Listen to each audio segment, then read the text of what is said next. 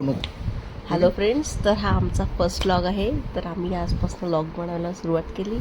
आम्ही हैदराबादमध्ये राहतो, तर आम्ही आता हैदराबादमध्ये आपण एक्सप्लोअर करणार आहे. सो आज आम्ही जाणार आहे द रामेश्वरम कॅफे.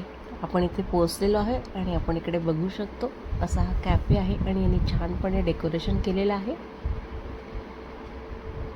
हा बँगलोरमधली ब्रांच आहे जी हैदराबादमध्ये ओपन झालेली आहे. सो आपण आज इथे फूड टेस्ट करायला जाणार आहे. सो बघा, हे असं ॲम्बियन्स आहे असं तर रामेश्वरम कॅफे.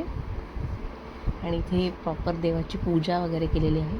आणि इथे मेनू कार्ड वगैरे मिळत नाही, इथे ऑलरेडी हे डिजिटल लागलेले आहे इथे. तर याच्यामध्ये तुम्ही मेनूची प्राईस आणि इथे काय काय अवेलेबल आहे हे तुम्हाला दिसते. सो जेणेकरून तुम्ही याच्यावर बघून ऑर्डर करू शकता इथे. आणि आम्ही ऑर्डर केलेलं आहे. सो आम्ही ऑर्डर केलं आहे घी पोडी गरम डोसा आणि आमचा टोकन नंबर आहे 408.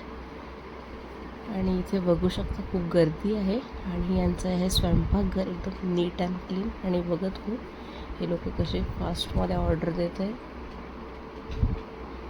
आणि आम्हाला आता 15-20 मिनिट इथे वेट करावं लागत आहे कारण की सकाळपासून बरेच गर्दी झालेली आहे इथे.